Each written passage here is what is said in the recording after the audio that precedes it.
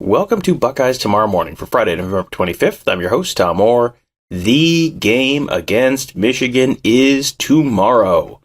With the game now roughly 24 hours away, I wanted to revisit some of the things we learned from Ohio State head coach Ryan Day and defensive coordinator Jim Knowles earlier in the week. There was obviously a whole lot to talk about, and while it was pretty clear the program was not interested in spilling any secrets, you can also learn a lot just by hearing how they talk about certain situations or players. One example of that is true freshman Dallin Hayden. With the injuries to Mayan Williams and Travion Henderson, Hayden has been forced into a bigger role than you or the Ohio State coaching staff probably expected this season. So is he someone that Day considers ready to be the main guy in a big spot? Yeah, hard to say, but to see the way he stepped up last week was certainly tremendous and encouraging as we move into this rivalry week, and great to see him taking care of the football. That's the number one thing we need, and so he'll have to have a good week of practice. And I know he's going to prepare hard to get ready to play in this game. Of course, Ohio State is not the only team with injury-related questions going into this weekend's big game. Michigan's Blake Corum injured his knee last weekend, and there are conflicting reports about just how much he'll play and how effective he might be if he does. So, how does that uncertainty about such a crucial player impact how the Buckeyes are preparing for this game? He's a great player. We're going to prepare for him to play. We expect him to play, and we'll just do the best we can. They're a very good offense. They have plenty of running backs, plenty of good players. So while he is very, very good, we'll just continue to prepare for all of them. We have seen Ohio State seasons both defined and driven by losses the year before. The 2020 Buckeyes were absolutely motivated by a close and frustrating loss to Clemson in the Fiesta Bowl at the end of 2019. And of course, they came back and whomped Clemson in the Sugar Bowl the following year. So how much has this season been driven or shaped by Ohio State's loss in Ann Arbor last fall? Well, I think you're shaped by whatever's happened in your past. And we have scars. And it motivated us all off season. So we've worked very hard to get to this moment right here, and now it's time to go prepare the best we can, and that's what we're going to focus on, physically, mentally, and emotionally, to go play the hardest game we've ever played. And we'll find out where we're at on Saturday. On Monday, we were up in Ann Arbor to hear Jim Harbaugh talk about the fact that if his injured running backs, Blake Corum or Donovan Edwards, couldn't practice, they wouldn't play. So that was really interesting to be in the room when Ryan Day on Tuesday gave a very different answer to that very same question about his injured running backs, Travion Henderson and Mayan Williams. You're in week 12 here, so it's not like it's early in the season. These guys are experienced, so I think early in the year you'd say, well, if they hadn't practiced all week, it's going to be hard for them to play in a game. We'd like for them to practice, and we're going to plan on them to practice. But if they miss a little bit here and there to get healthy to go play in the game, then we'll adjust accordingly. But these are veteran players who have played a lot of football. Something else that we heard from Jim Harbaugh that was interesting this week was that he didn't feel like the rivalry was defined by hate. You hear hate a lot when you hear Ohio State and Michigan fans and sometimes players talking about each other and the other program, but Harbaugh said it doesn't have to be a hateful game. In Ryan Day's opinion, does he at least think there's room for a little, not liking each other a whole lot? Is that at least okay in Ryan Day's book? Well, it's one of the greatest rivalries there is in the country, and anytime you're fighting tooth and nail to win the game because of what's on the line, there's friction at times. It's just the way it works, and we try to just focus on ourselves, focus on respecting the rivalry by working it every day out of the year, and going to go play as hard as we possibly can on Saturday. Maybe this game isn't defined by hate, but you can definitely argue that this particular edition of the game is defined by revenge. So how does Ryan Day approach that? Not only this week, but for the full 12 months between these games. Well, I think you can't just get yourself going the week of. You have to build and try to recognize the things that you need to get better at, and then address them, get them fixed, so that when you're there again, you're more prepared for the moment. And that's really the focus of it. And I think you start talking about some of those other things, you can get distracted on what the most important thing is right now. And I think when you're playing an emotional game and a big game like this, the easy thing to do is say, let's just get to Saturday. Let me just get to the game. But we have to utilize every single minute. We have that countdown in our building, and every time a minute clicks off of that, there's one less minute for you to prepare for the game. So let's utilize every single minute we have to get ready to go, kick the ball off at noon so we're ready to roll.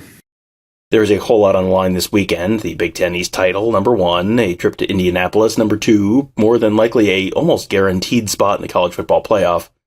But is this game also something of a referendum on Day and his program and what they're really made of?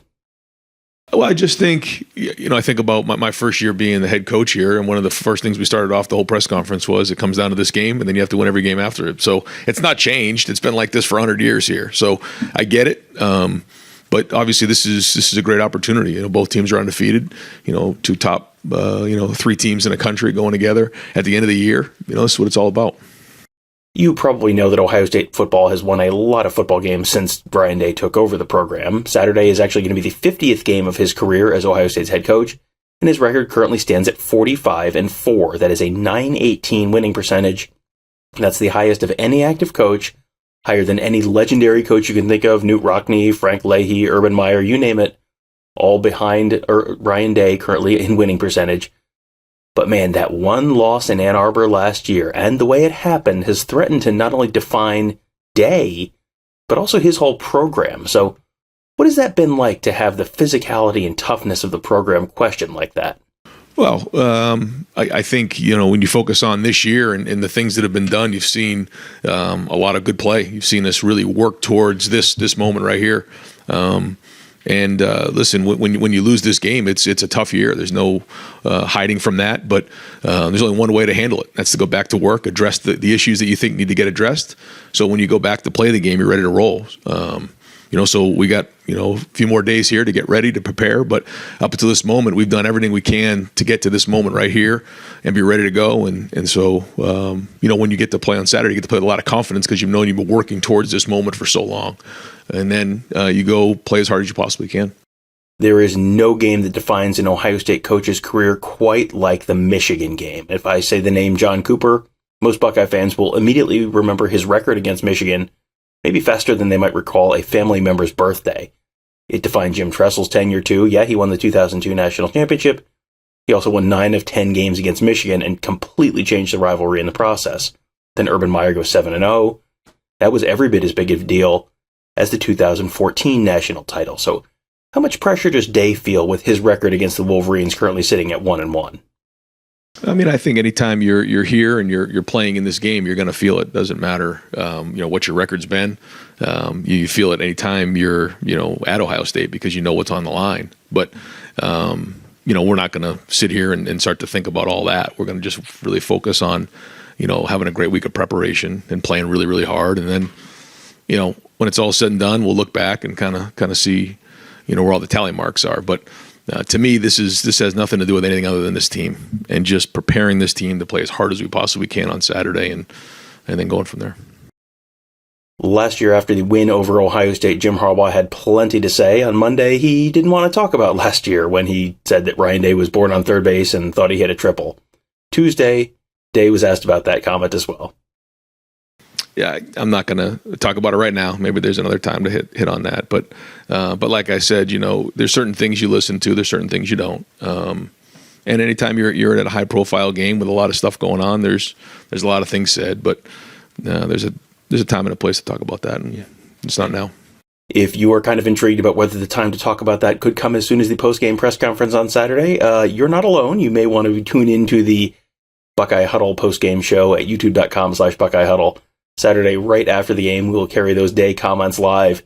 Could get a little spicy. We'll have to see how that goes. All right, so you'll want us to subscribe to youtube.com/Buckeye Huddle. Go ahead and do that now. And then we're going to move on to defensive coordinator Jim Knowles. And while the toughness of the program on the whole has been questioned this year, no one is questioning the toughness of linebacker Tommy Eichenberg. He continues to play with not just one, but 2 broken hands.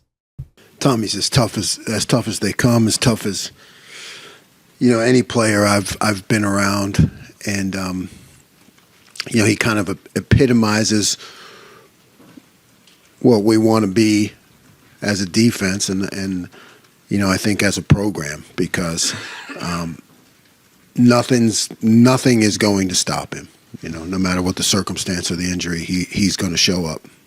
The status of Blake Corum and Donovan Edwards may be up in the air, but Michigan quarterback JJ McCarthy is, by all accounts, full go for Saturday and could present a unique challenge to the Buckeyes because of not only his arm, but also his legs. Running quarterbacks have given the Buckeyes trouble at times this season, so what kind of challenge does Knowles think McCarthy could present? Well, I mean, I think, we have a hard-charging, aggressive defensive line. And I think that anytime you have guys who really get after it, scrambling can be an issue. So we continue to work on it, I guess I'll say. We'll keep practicing. That's all. I mean, it's definitely an issue though when you have guys that are going to get after the quarterback, and I'm glad we have them. Now it's my job to fix it. When you're facing a quarterback like McCarthy, what can you actually do schematically to try to keep him under wraps? Well, you have different ways to do it. I'm not going to get technical here, but you put some plans together. But ultimately, it does come down to your athletes versus their athlete, and you just do everything you can to put guys into position, but it does become like controlled chaos, right? I mean, we try to make all these moves and chess pieces, and we think we're doing a good job of it, but sometimes it's hard to control the uncontrollable. So you give your guys the best shot, and then it's a matchup, and you go from there. There might not have been a bigger storyline this spring on the defensive side of the ball than the Jack or Leo position. That is something that Knowles devised primarily as a run-stopping tool, and it sounds like this weekend is one of those games that it's designed to make a big difference in. Yeah, I mean, I definitely feel that it is a tool, in our toolbox to be able to handle all the different things that an offense like this throws at you, and it's definitely a fix-it tool for us, and we've worked hard to get it ready.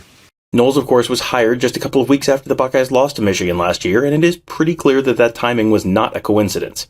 He was brought in and paid a whole lot of money to fix the issues that popped up in Ann Arbor last year. And it has been, so far so good for the defense this season, but with that Michigan test looming tomorrow, is Knowles feeling any added pressure? The job is the job. It's like I've said before, the process for me is the same. It's just that the expectations are different, so you keep your process and your habits intact because that's what leads you to success. But yeah, I mean, you'd have to be numb not to feel it. You feel it, but you stay focused on the moment and what can I do to give us an advantage? That's really the only thing that's always on my mind, right? And for me to feel this or feel that, or it doesn't give me any advantage, so I want to always be pressing to find ways to give our defense an advantage. Well, with the game just one day away, we are stepping up our game.